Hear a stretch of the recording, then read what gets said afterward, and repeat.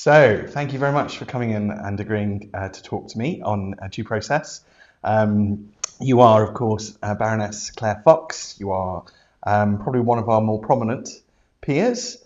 And I always think of you as a new peer, but that I think is just the fact that lawyers work on a different timescale to everybody else, and basically everything from the year 2000 is modern in my point of view. So I just wondered if you'd explain to us, what was the experience like becoming a Lord? How did you first find out?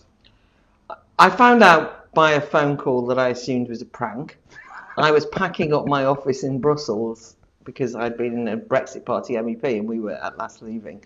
So the obvious thing was to just assume it was a joke, but no, it wasn't a joke. But it was like some anonymous person from Number 10 saying, "We know that you want to abolish the House of Lords. We know you're going to say no, but we want you to listen anyway." And so that's how it all started. And I said no, I want to abolish the House of Lords, put up all sorts of objections, and then, It's good to maintain a consistent position. Yeah, although I didn't, did I? Because I'm now in the House of Lords.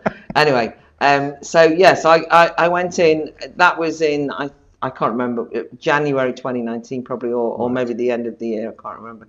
But if we can all recall, because how can we forget? When I eventually got in, and that was not without controversy and major headlines and a bit of an unpleasant experience, as I was kind of targeted as one of the peers that Boris had brought in that they thought would most discredit him by bringing me in from people who weren't keen on him. And that was unfortunate for me because there was an awful lot of choice that they could have had, but they went for me. I was a bit sheepish, and we were also in lockdown. That's the most significant thing. Right, so because yes. we were in lockdown, the House of Lords was not as I now know it to be.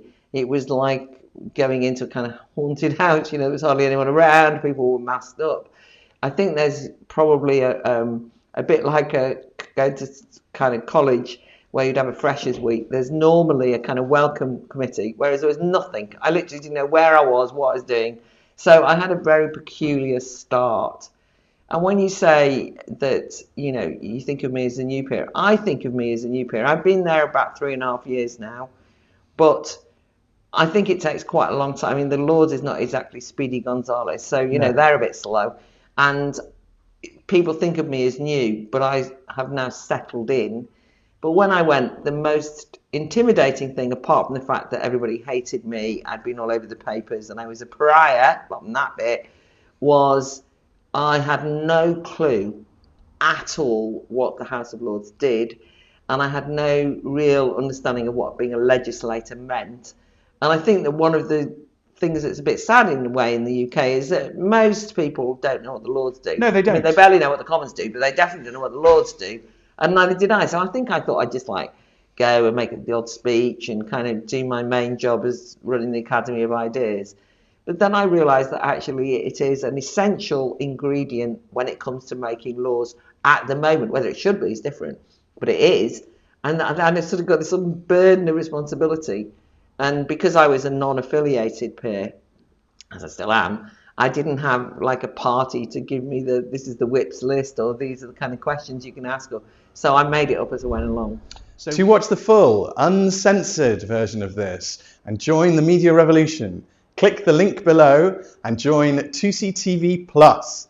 We are the media.